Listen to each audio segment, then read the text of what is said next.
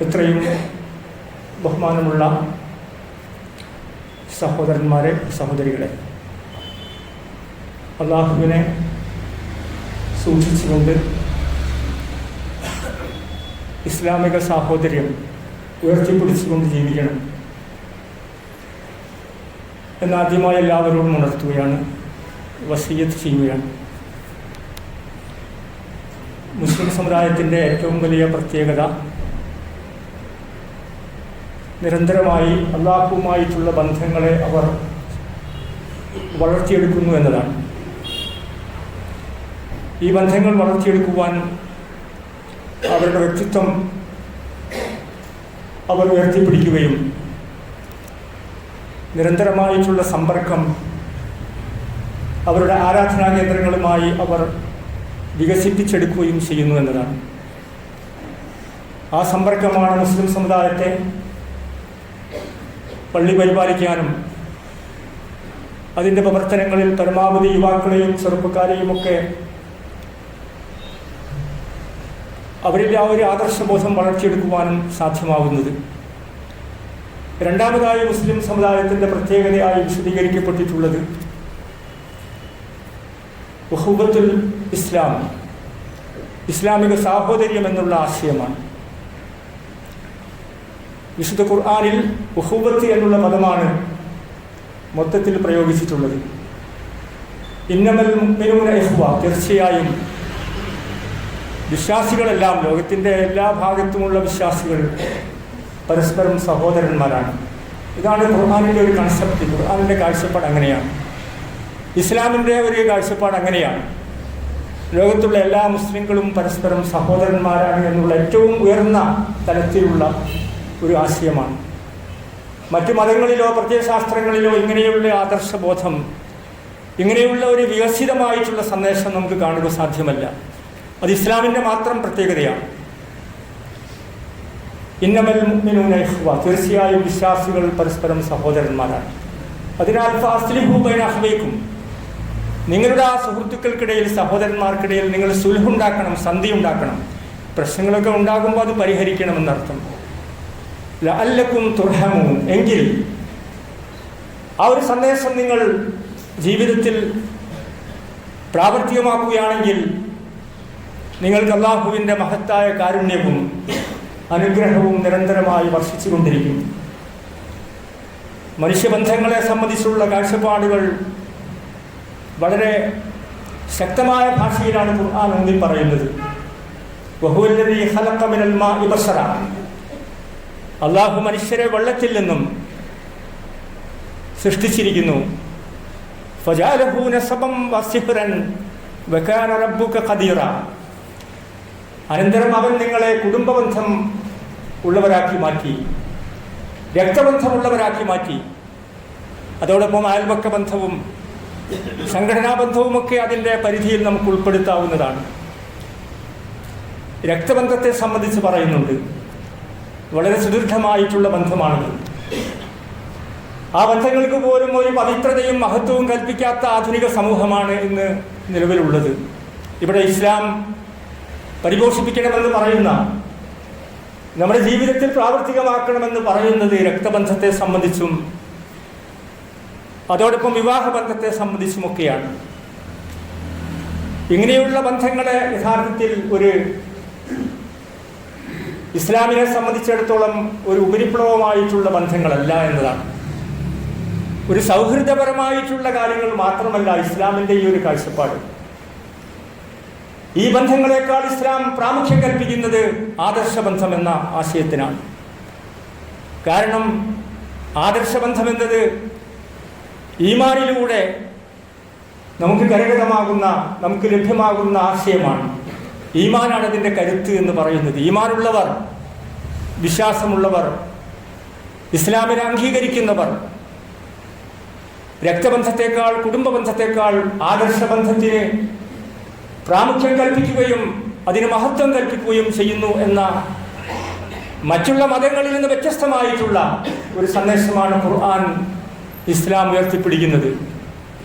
കാരണം ഈ ബന്ധങ്ങൾ ഒരു പ്രത്യേക ലക്ഷ്യത്തിലേക്കുള്ള പ്രയാണമാണ് നമ്മുടെ മുമ്പിൽ അവതരിപ്പിക്കുന്നത്.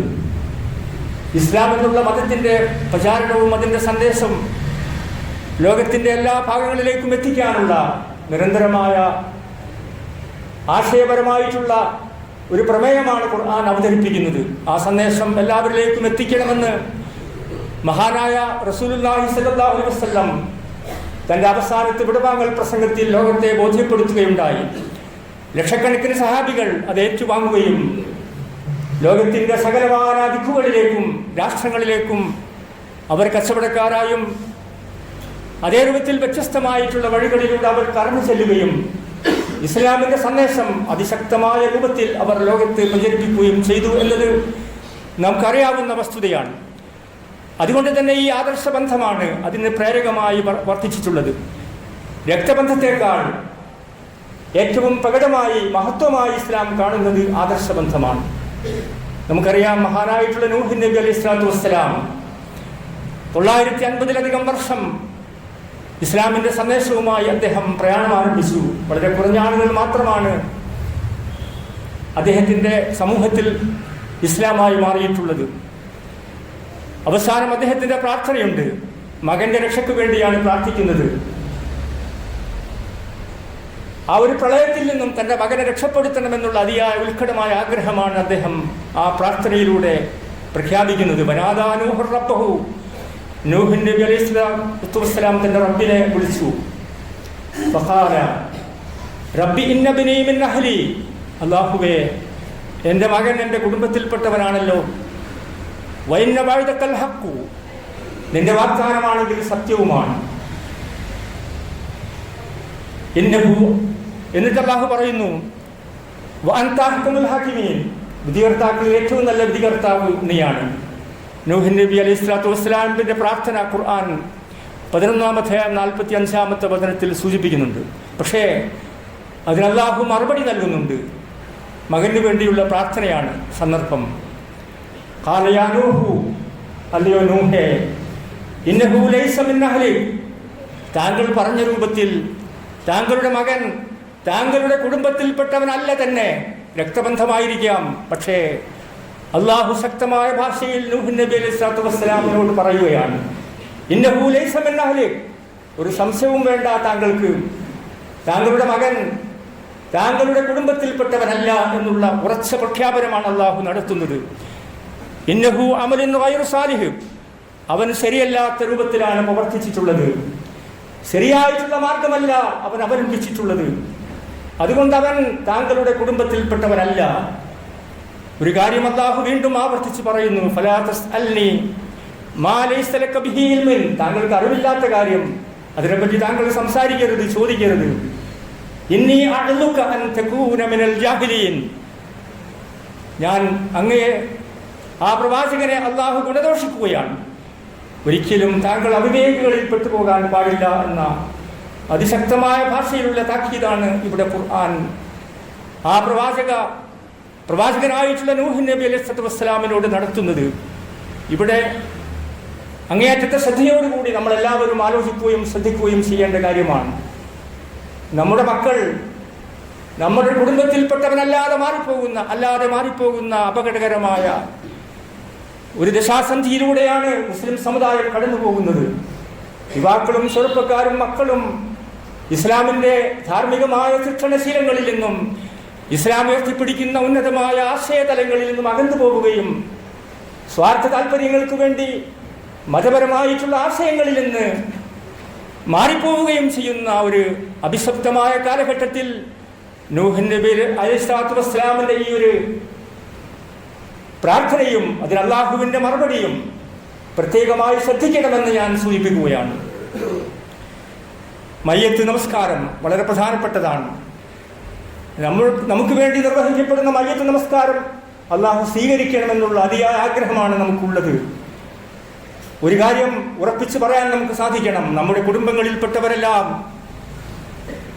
നമ്മുടെ കുടുംബത്തിൻ്റെ ഭാഗമായി നമ്മുടെ വീടുകളിൽ ജീവിക്കുന്നവരെല്ലാം തൗഹീദിന്റെ കാര്യത്തിൽ ഉറച്ച നിലപാടുകൾ സ്വീകരിക്കുന്നവരാകണം.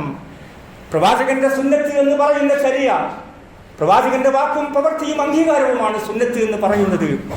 അത് ജീവിതത്തിൽ പ്രയോഗവൽക്കരിക്കുന്നവരാകണം, ദീനീനിഷ്ഠയുള്ളവരാകണം. അതുവഴി മാത്രമേ നമുക്ക് വേണ്ടി നിർവഹിക്കപ്പെടുന്ന മയ്യത്ത് നമസ്കാരം പോലും സ്വീകരിക്കപ്പെടുകയുള്ളൂ എന്നതാണ്. നമ്മുടെ മയ്യത്ത് നമസ്കാരവും നമുക്ക് വേണ്ടി മാതാപിതാക്കളും മക്കളും പരസ്പരം നടത്തുന്ന പ്രാർത്ഥനകളുമെല്ലാം സ്വീകരിക്കപ്പെടുന്ന വിശ്വാസികളിൽ അല്ലാഹു നമ്മളെല്ലാവരെയും ഉൾപ്പെടുത്തുമാറാകട്ടെ. യഥാർത്ഥ വിശ്വാസികൾ എന്ന് പറയുന്നത് മുഹാജിറുകളെ സംബന്ധിച്ചും അൻസാരികളെ സംബന്ധിച്ചും നിങ്ങളാണ് യഥാർത്ഥ വിശ്വാസികൾ എന്ന് ഖുർആൻ പറയുന്നുണ്ട്. വേറെ ഒരു സ്ഥലത്തു കൂടി മാത്രമേ അങ്ങനെ പറയുന്നുള്ളൂ എന്നാണ് എൻ്റെ ഒരു അഭിപ്രായം. വിശുദ്ധ ഖുർആൻ മക്കയിൽ നിന്ന് മദീനയിലേക്ക് ഹിജ്റ പോയിട്ടുള്ള മുഹാജിറുകളെ പറ്റി സംസാരിക്കുന്നുണ്ട്. എന്തുമാത്രം ത്യാഗമാണ് അവർ അനുഭവിച്ചിട്ടുള്ളത്. സ്വന്തം നാടും വീടും ഉപേക്ഷിച്ചുകൊണ്ടാണ് ഹിജ്റ പോകുന്നത്. മദീനയിൽ വെച്ച് അവർ സ്വീകരിച്ചിട്ടുള്ള മഹാന്മാരായിട്ടുള്ള അൻസാറുകളെ പറ്റിയും ഖുർആൻ സൂചിപ്പിക്കുന്നുണ്ട്.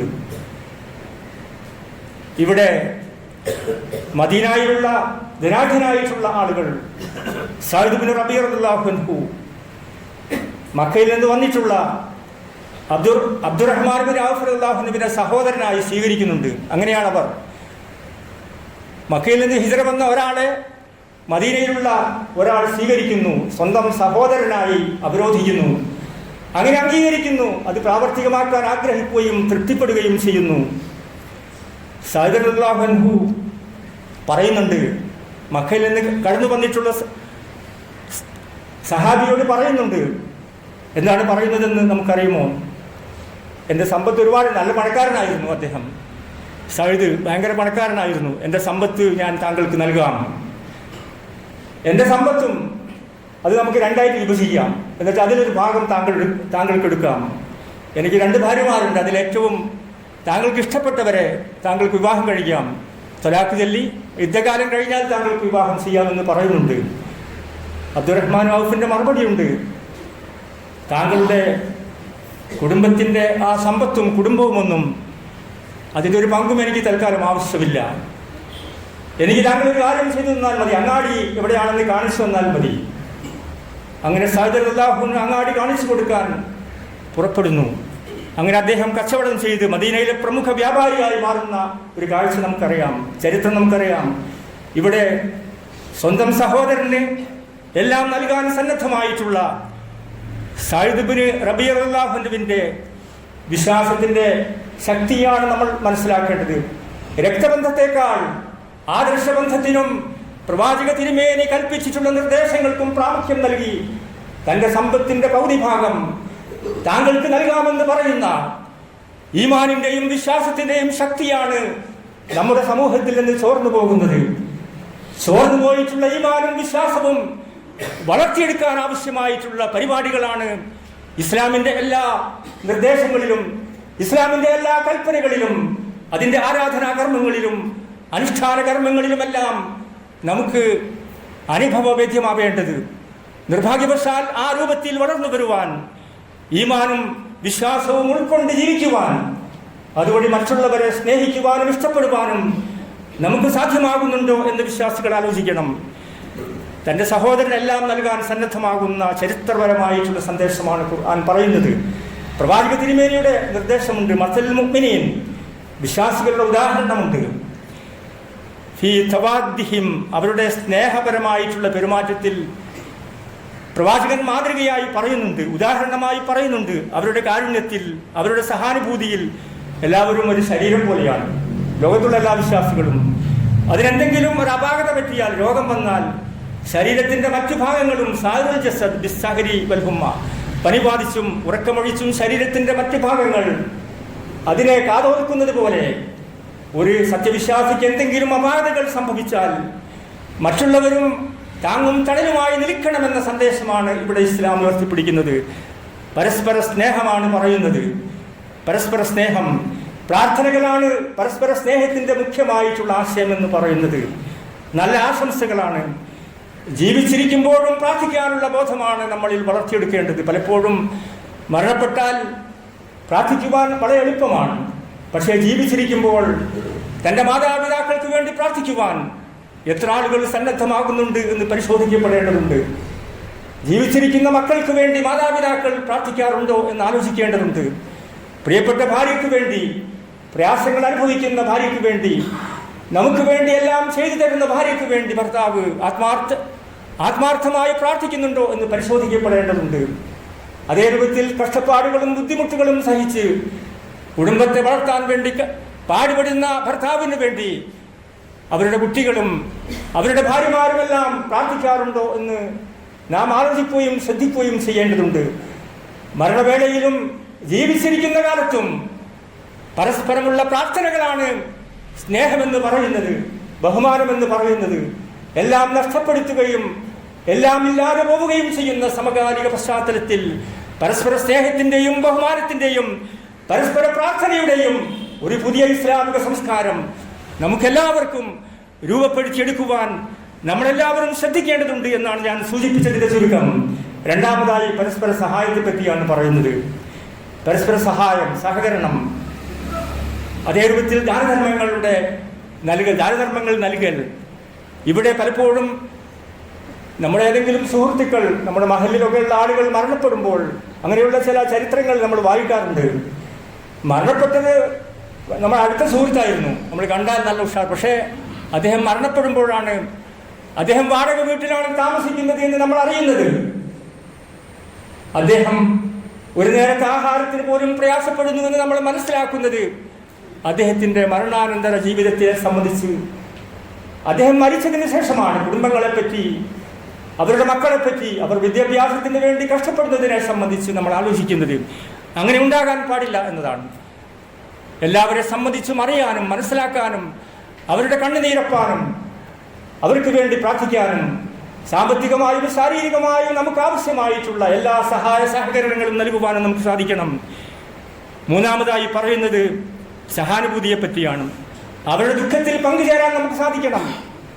രോഗങ്ങളും ബുദ്ധിമുട്ടുകളും വേദനകളും അപകടങ്ങളുമായി വീടുകളിൽ ഭിന്നശേഷിക്കാരായി കഴിയുന്ന, എപ്പോഴും പെയിൻ ആൻഡ് പാലിയേറ്റീവിൻ്റെ ആളുകൾ വളണ്ടിയർമാർ എത്തിച്ചേരേണ്ട ഗതികേടിൽ ജീവിക്കുന്ന പാവപ്പെട്ട അനാഥകളും വളരെ പ്രയാസം അനുഭവിക്കുന്നവരുമായ ആളുകളുടെ കണ്ണുനീരപ്പാനും അവരുടെ വേദനകളിൽ നമ്മുടേതായ ഉത്തരവാദിത്വം നിർവഹിക്കുവാനും നമുക്ക് സാധിക്കണം.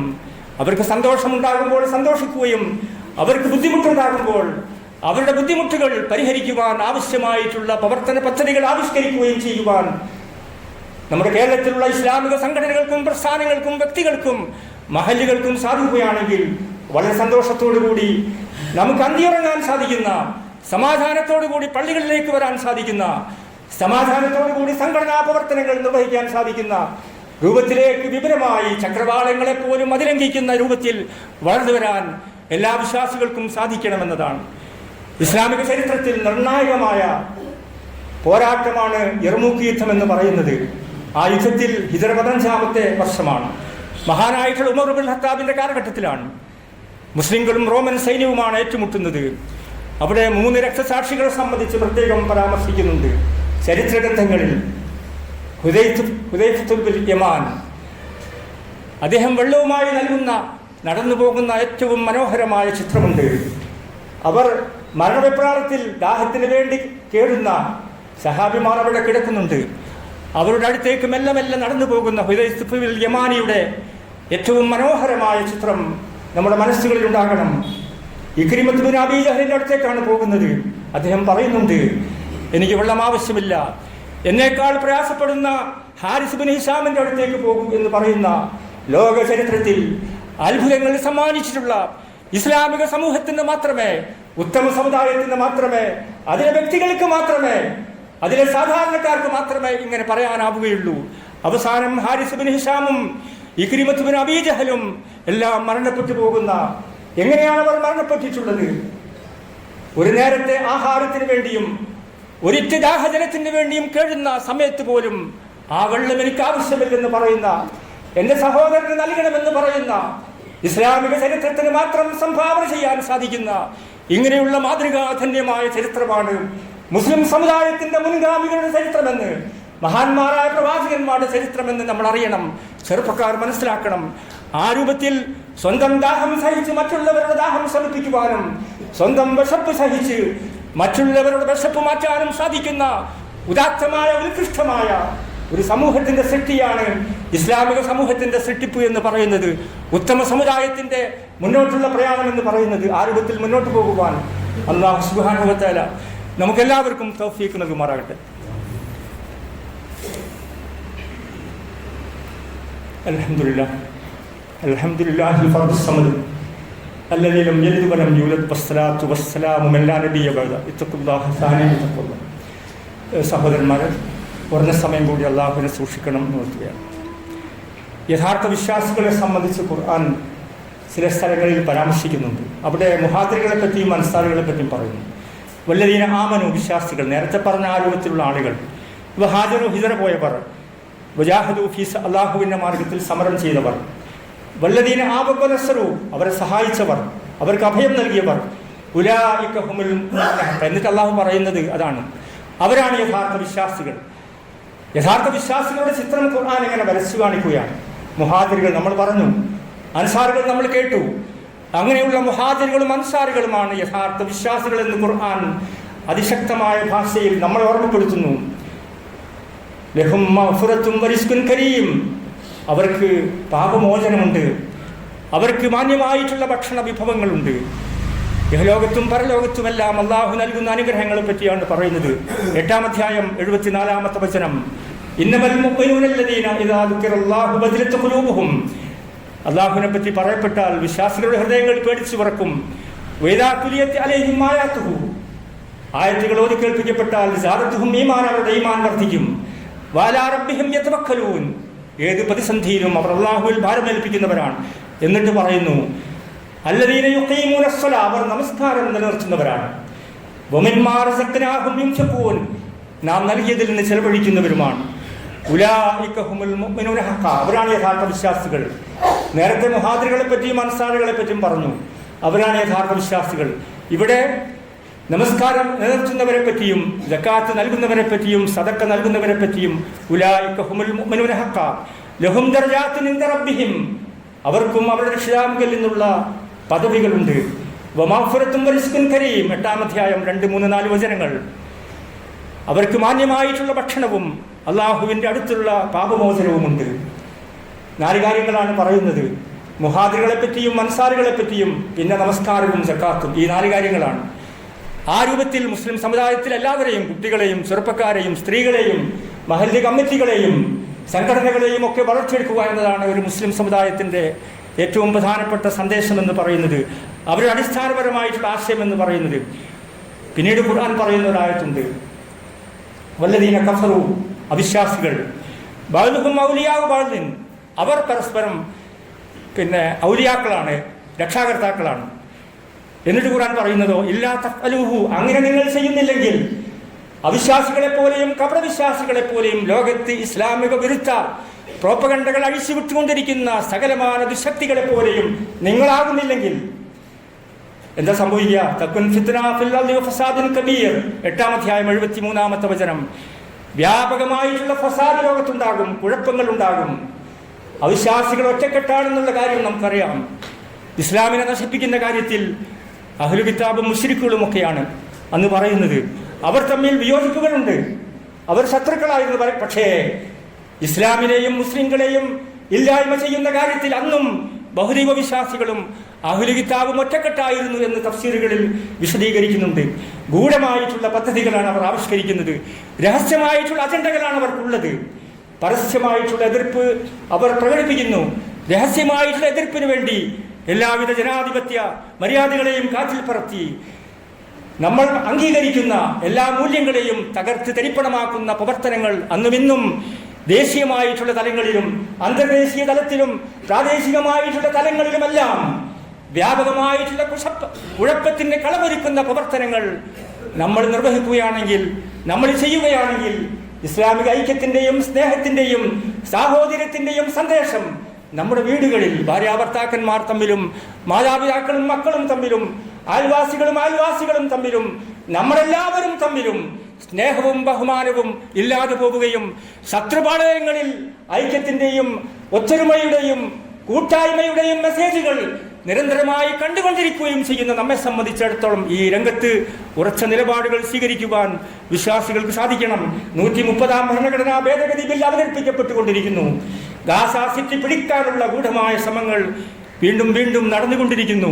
സാനിസ്റ്റ് ഭീകരതകളുടെ ശക്തി കേന്ദ്രങ്ങളാണ് ഇസ്രായേലും അങ്ങനെയുള്ള രാജ്യങ്ങളെല്ലാം. നമുക്ക് എല്ലാവർക്കും യഥാർത്ഥ പ്രശ്നങ്ങളിൽ നിന്ന് അതിനെ അഭിസംബോധന ചെയ്യാതെ ആഗോള രംഗത്ത് ഒറ്റപ്പെടാനുള്ള ശ്രമങ്ങൾ നമ്മുടെ രാജ്യത്ത് നടന്നിട്ട് പോലും ദാരിദ്ര്യത്തെ പറ്റിയോ തൊഴിലില്ലായ്മയെ പറ്റിയോ സാമ്പത്തിക അസമത്വങ്ങളെ പറ്റിയോ അതേ രൂപത്തിൽ വെറുപ്പിൻ്റെയും വിദ്വേഷം അതുമാത്രം പ്രചരിപ്പിക്കുന്ന രീതിയിലേക്ക് രാഷ്ട്രങ്ങൾ മാറിപ്പോകുമ്പോൾ, നമ്മുടെ സംസ്ഥാനങ്ങൾ മാറിപ്പോകുമ്പോൾ ഇവിടെ നമ്മുടേതായിട്ടുള്ള ഉത്തരവാദിത്തങ്ങൾ നിർവഹിക്കുവാൻ പരസ്പര സ്നേഹത്തിൻ്റെയും ബഹുമാനത്തിൻ്റെയും മുഹാദിറുകളെപ്പോലെയും അൻസാറുകളെപ്പോലെയും പരസ്പരം സ്നേഹിക്കുകയും ഇഷ്ടപ്പെടുകയും ചെയ്യുന്ന നല്ല സമൂഹമായി മാറാൻ നമുക്കെല്ലാവർക്കും സാധ്യമാവേണ്ടതുണ്ട്.